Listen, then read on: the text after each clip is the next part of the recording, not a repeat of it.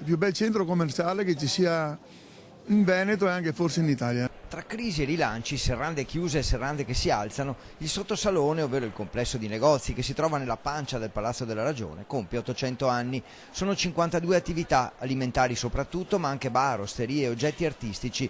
Guai però a definirlo il primo centro commerciale naturale del mondo. Il Palazzo della Ragione, il sottosalone è l'unico al mondo veramente. Non vogliamo più sentire la parola centro commerciale, il nostro non è un centro commerciale ma è veramente un mercato coperto antico. Qualità elevata, ambiente unico, prezzi per tutte le tasche, molti punti forti apprezzati dai padovani e dai tanti stranieri affascinati da questi corridoi. Vengo qualche volta a fare la spesa, per me è sempre un piacere. Qualità alta?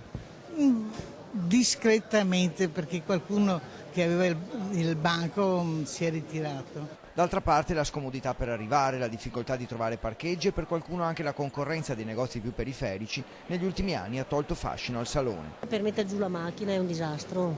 Però poi quando venite i negozi come sono, di qualità? Certo, c'è più assortimento e un po' di tutto. Io vengo a piedi, mi capita un paio di chilometri da qui, però anche se si fa fatica merita veramente. La volontà di rilancio c'è, il futuro vede fianco a fianco negozianti che si tramandano l'attività da generazioni e giovani imprenditori. Il salone dopo 800 anni può cambiare. Negli ultimi 2 anni si sono passati veramente dei volti nuovi, dei ragazzi nuovi con delle specialità anche diverse, c'è stata un'apertura anche da parte nostra verso altre tipologie, verso altre merceologie che stanno attirando molta gente giovane alla sera, altrimenti il salone navigava tra virgolette un po' con gente di una certa età e abbiamo bisogno anche di un riciclo, abbiamo bisogno di gente nuova, di linfa nuova. Il motto "l'unione fa la forza" qui funziona, nonostante le contraddizioni accumulate lungo i secoli. Pensate che qualche negozio del perimetro esterno, incredibilmente, non fa parte del sottosalone, perché è stato venduto ai privati dall'amministrazione comunale di 200 anni fa, che aveva bisogno di soldi.